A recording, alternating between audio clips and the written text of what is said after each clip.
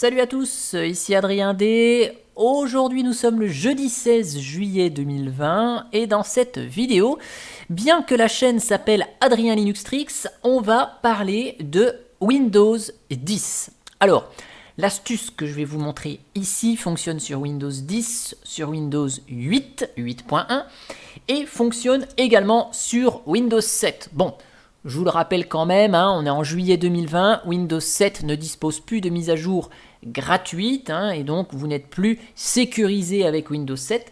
Donc si vous tombez sur cette vidéo et que vous êtes encore sur Windows 7, je vous mets dans le descriptif de celle-ci, de vidéo, un lien vers celle que j'ai faite il y a 1 an et demi, expliquant comment passer de Windows 7 à Windows 10 gratuitement, et ça fonctionne encore, je l'ai fait lundi dernier. Alors, sur la chaîne, je parle souvent de Linux et quand on veut réinstaller son système Linux et qu'on veut réinstaller ses applications, eh bien c'est facile, il suffit juste de garder dans un coin la liste des applications qu'on avait installées et en une seule ligne de commande, par exemple sur Ubuntu, vous faites apt install et la liste des logiciels séparés par un espace et tout se réinstalle en un claquement de doigts. Donc apt install, Audacity, VLC, LibreOffice, ce que vous voulez.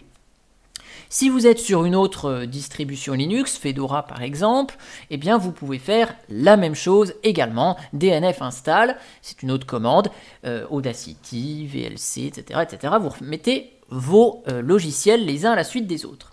Sur Windows 10, si vous réinstallez votre Windows 10, votre Windows 8, ou que vous avez l'habitude de faire des réinstallations de systèmes parce que vous récupérez du vieux matériel, vous réinstallez un système Windows 10 tout propre par exemple, pour des amis ou autres, eh bien si vous devez réinstaller par exemple VLC, LibreOffice, Audacity, Steam si c'est un joueur, eh bien vous devez aller sur chacun des sites des éditeurs concernés. Donc il faut aller taper VLC, vous allez sur le site ici, vous téléchargez VLC, il faut choisir la bonne version. Une fois que vous avez choisi, vous faites suivant, installer, quitter. Certains logiciels, ils ont des barres d'outils, des logiciels additionnels qu'il faut penser à décocher dans les options d'installation avancées. Bref, c'est toujours un peu compliqué et c'est là qu'intervient un logiciel qui est complètement magique et qui permet de dégrossir le travail. Et ce logiciel magique s'appelle Ninit. Donc Ninit, dont la description est Install or Update Multiple Apps at Once, et en français installer ou mettre à jour les programmes en une seule fois. Ici, vous voyez, c'est un petit outil graphique très très simple d'utilisation qui permet en un clic de réinstaller sur son système tous les logiciels que l'on souhaite installer et qui sont disponibles dans la liste ci-dessous. Alors avant de voir comment ça fonctionne ici, je passe directement à la partie là, où en bas, vous voyez, il y a plein d'utilisations qui sont faites de ce logiciel, notamment dans des sociétés ici. Et vous avez, bien sûr, si vous voulez utiliser ça dans le cadre professionnel, vous avez une version pro que vous pouvez acheter, mais la version gratuite permet de faire pas mal de choses déjà, et nous, on va voir ensemble la version gratuite de Ninit. Et en plus, ça rime, yes. Alors, Ninit, ici, vous voyez, permet de télécharger les applications listées de manière automatique. C'est pas à vous de faire les options, mais le logiciel va faire les choix d'options. Il va installer les applications dans leur emplacement par défaut, ces programmes files. Ça répond non automatiquement à toutes les barres d'outils que ça pourrait vous proposer, aux logiciels extra qui peuvent s'installer également. Ça installe les applications en version 64 bits si on a un PC 64 bits, donc ça détecte automatiquement la bonne version du bon logiciel pour avoir les meilleures performances. Ça installe en français les applications, chose qui n'est pas faite avec Winget, que je vous avais présenté dans une autre vidéo, qui permettait d'installer des logiciels en ligne de commande, un outil fourni par Windows, sauf que Winget installait pas mal de logiciels quand même en anglais malheureusement, comme Thunderbird, le gestionnaire de courrier électronique. Et donc tout ça, ça se fait en arrière-plan et vous allez voir comment ça marche et ça marche très bien.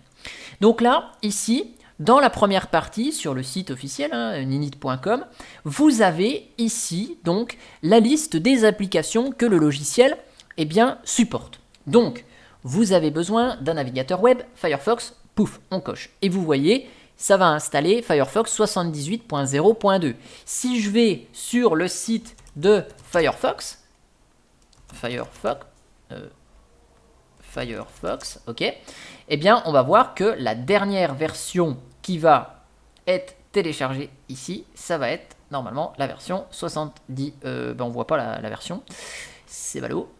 Téléchargé dans une autre langue, ok. Et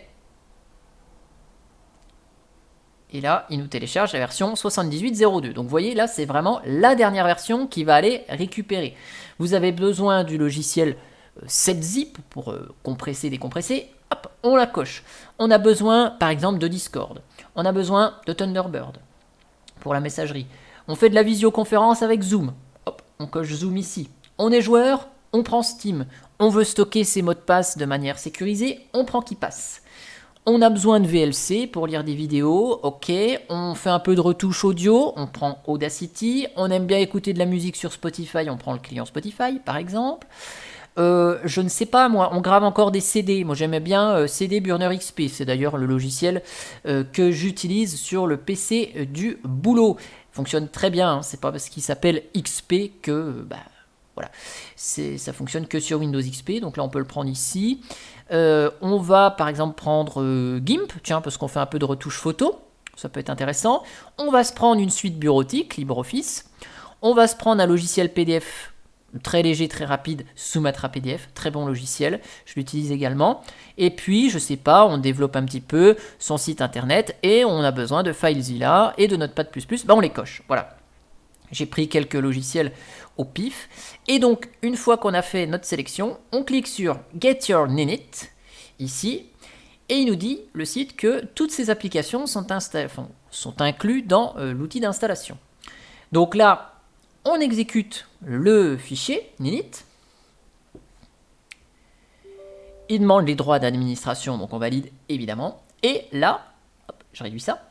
Vous voyez, Ninit est en action et si on affiche les détails, je vais vous mettre ça sur le côté, on voit la liste des applications que j'ai sélectionnées il y a quelques secondes et elles sont toutes là, ces applications, et vous voyez, il les télécharge, donc waiting for download, il télécharge tout et ensuite il les installe une à une, ces applications, parce que si vous les récupérez, les fichiers d'installation, ils vous installent pas forcément tout en même temps, vous pouvez pas tout installer en même temps, des fois ça pose problème.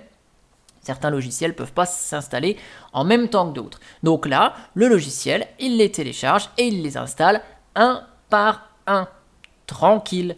Et donc, là, on laisse le processus se terminer. On n'a pas besoin d'appuyer sur suivant, suivant, suivant, installer, quitter. On peut partir, on peut aller commencer à préparer le plat du soir. On peut aller faire autre chose. Et là, vous voyez, toutes les applications vont s'installer comme ça. Alors, je vous accélère la vidéo pour aller jusqu'à la fin du processus d'installation ici. Et je vous reprends dans quelques secondes pour vous. Je vous fais tout ça en accéléré pour qu'on puisse tester que ces logiciels se sont bien installés et sont en français.